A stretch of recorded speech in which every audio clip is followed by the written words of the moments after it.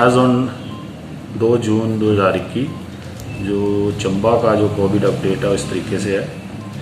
आज हमारे total discharge जो हैं 121 और उसमें से एक डिस्चार्ज डीसीसी से हुआ है और 3 डिस्चार्ज डीसीएच चंबा से हुए हैं और होम आइसोलेशन से 117 लोग जो हैं वो डिस्चार्ज हुए हैं।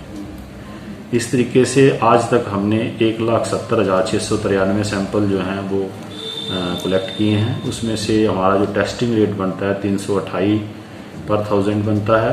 पॉजिटिव केस आज तक हमारे पास 9,883 आए हैं और पॉजिटिविटी रेट अभी 5.79 है। एक्टिव केस आज की डेट में 854 हैं और अभी तक जो है 8900 जो हैं वो रिकवर हो चुके हैं।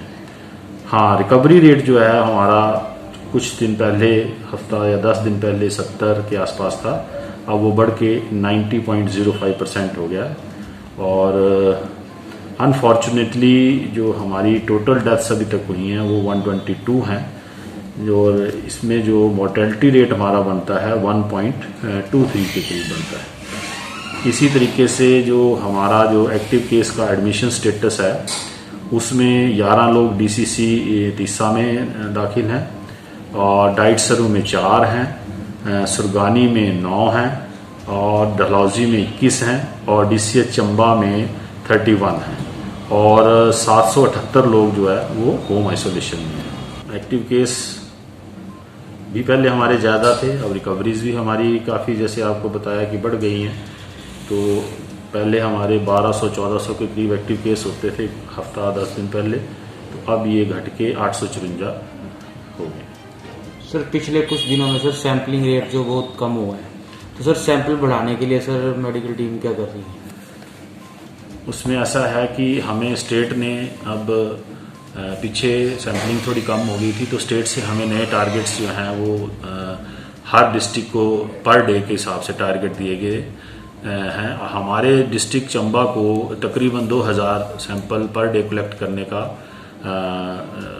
टारगेट दिया गया है, जो कि हमने कंसर्न्ड बीएमओज को, एमओ इंचार्ज और पीएससीज, सीएससीज सबको वो सिस्टमेटिकली बांट दिया है और उनको ये बोला गया है कि जहाँ भी ज़रूरत है वहाँ सैंपलिंग करें, एग्रेसिव सैंपलिंग करें।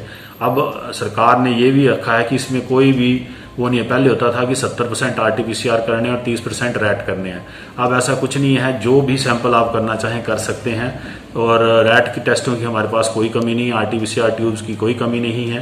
तो हमने अपने सारे जो एमओज हैं, बीएमओज हैं, एसएमओज हैं, उनको एक स्ट्रेटजी दी है कि जैसे ओपीडी में कोई भी जैसे केस आते हैं तो कोशिश करें कि उनका पहले टेस्ट कर लिया जाए और उसके बाद उसको इलाज दिया जाए।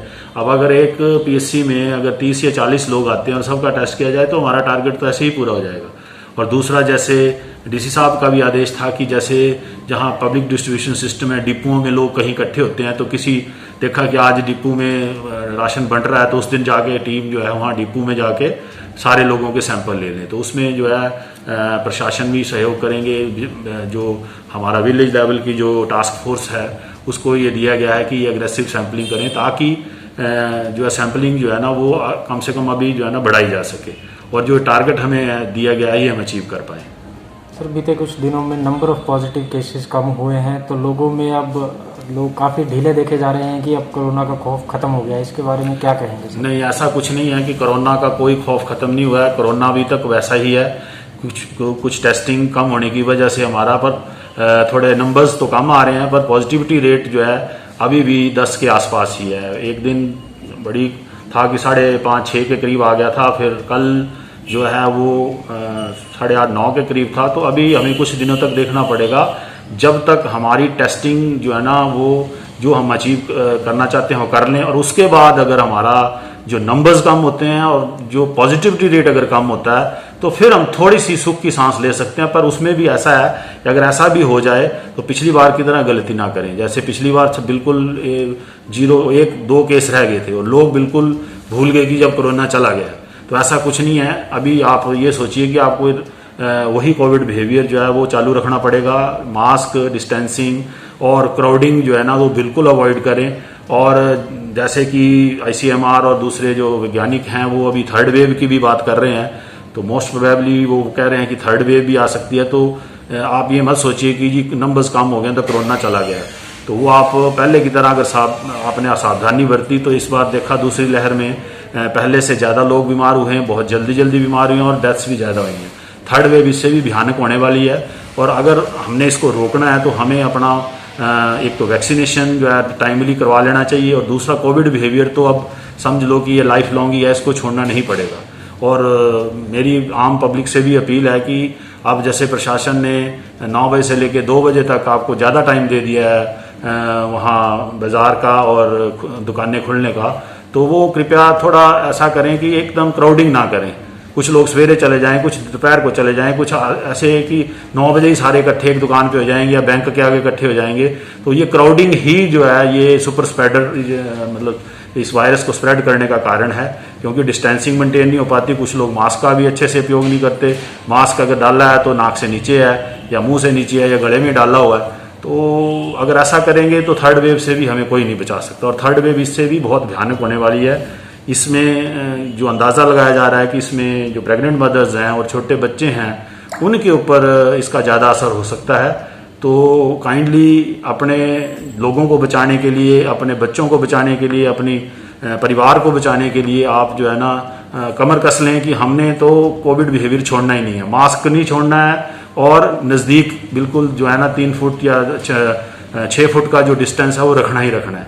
और ये उत्सव या धाम या ऐसी चीज़ें जो हैं इनसे दूर रहना है। शादियां हैं ठीक है, पर प्रशासन ने मतलब इजाज़त दी है, पर कोशिश करें कि उसमें भी आप भीड़ भड़क्का ना करें। जितने लोगों की परमिशन है वही जाएं, डिस्टेंसिंग से अपना करें और खुद भी स्वस्थ रहें और आम पब्लिक को भी स्वस्थ रहने में प्रशासन की और स्वास्थ्य विभाग की मदद करें। सर जैसे देखा गया है कि पिछले दूर दराज क्षेत्रों के लोग जो सैंपल करवाने के लिए सर आगे नहीं आ रहे हैं, तो उनके लिए आप क्या संदेश देना चाहेंगे? उनके लिए ऐसा है कि ये हमने प्रशासन के ध्यान में भी लाया है। तो प्रशासन जो है उन्होंने जो है ना विलेज लेवल पे टास्क फोर्स बना दिया, वो नोटिफाई हो गया चीफ सेक्रेटरी की। उसमें उप प्रधान जो है और बाकी जो मेंबर्स हैं, जैसे हमारे आंगनवाड़ी हैं, आशा वर्कर्स हैं और पंचायत सेक्रेटरीज हैं और जो ब्लॉक लेवल के जो विलेज लेवल के लोग हैं उसमें उनकी ड्यूटी लगाई गई है कि वो इंश्योर करें कि जो जिनकी सैंपलिंग करनी है वो सैंपलिंग उनकी हो। अगर वो सैंपल नहीं करवाते हैं तो वो कंसर्न्ड SDMs जो है ना उनके ऊपर जो है वो कार्रवाई कर सकते हैं।